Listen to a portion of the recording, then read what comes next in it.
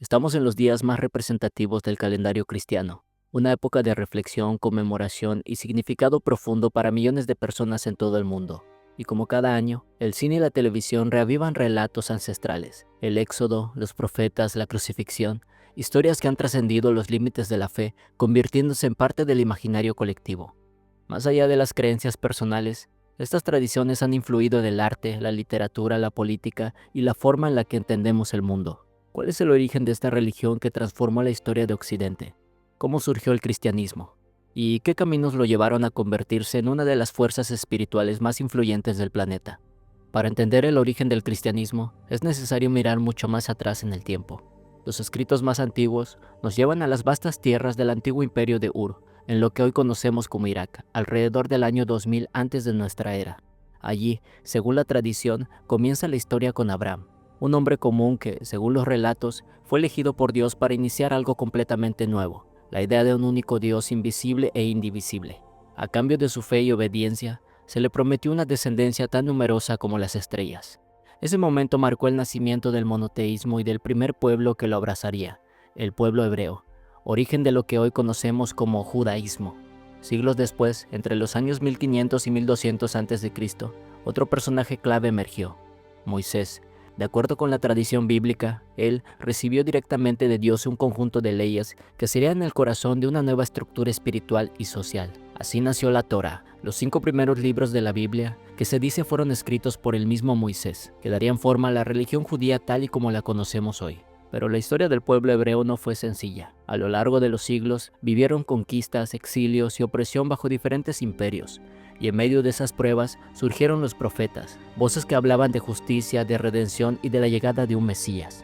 Un nuevo capítulo estaba por comenzar y con él una nueva fe que transformaría el curso de la historia. Así llegamos al tercer y último gran protagonista, Jesús de Nazaret. Su nombre, su mensaje y su imagen han trascendido del tiempo, inspirando libros, películas, series y debates.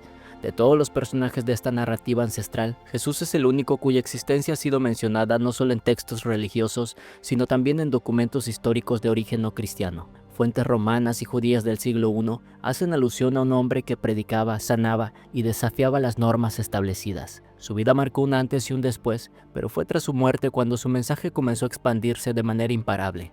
Sus seguidores, motivados por la convicción de haber sido testigos de algo divino, empezaron a difundir sus enseñanzas por todo el mundo conocido, un acto de fe que, en muchos casos, les costó la vida.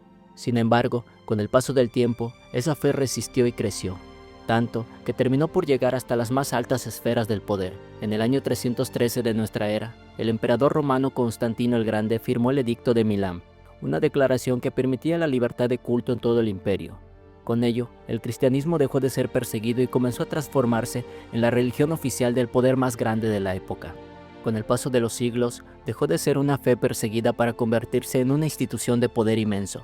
La iglesia ya consolidada alcanzó tal influencia que rozó lo absoluto, controlando no solo lo espiritual, sino también lo político, lo social y lo económico. Pero ese poder desbordado no estuvo exento de sombras. El lujo, la corrupción y los excesos de algunos de sus jerarcas provocaron el descontento de una sociedad que comenzaba a cuestionar la autoridad religiosa. A esto se sumaron episodios que la historia no ha olvidado: la brutalidad de la Santa Inquisición y la evangelización forzada durante las conquistas. Fue en ese contexto que surgió una figura clave, Martín Lutero, un monje católico, erudito y teólogo que se atrevió a desafiar al Papa y al sistema.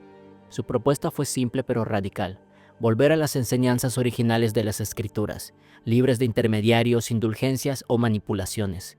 Ese acto de protesta marcó el inicio de un nuevo movimiento espiritual, la Reforma Protestante, y con ella el surgimiento de nuevas iglesias que con el tiempo se multiplicarían en distintas corrientes y denominaciones, hasta convertirse en una de las ramas más significativas del cristianismo en el mundo.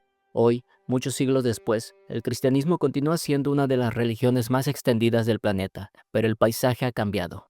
Cada vez más personas buscan caminos personales de fe, reinterpretan la figura de Jesús y se permiten cuestionar lo que durante siglos fue considerado incuestionable. La institución como estructura puede estar en declive, pero la espiritualidad, la búsqueda interior, la esperanza siguen vivos, porque la fe, en su forma más esencial, no siempre necesita templos ni altares.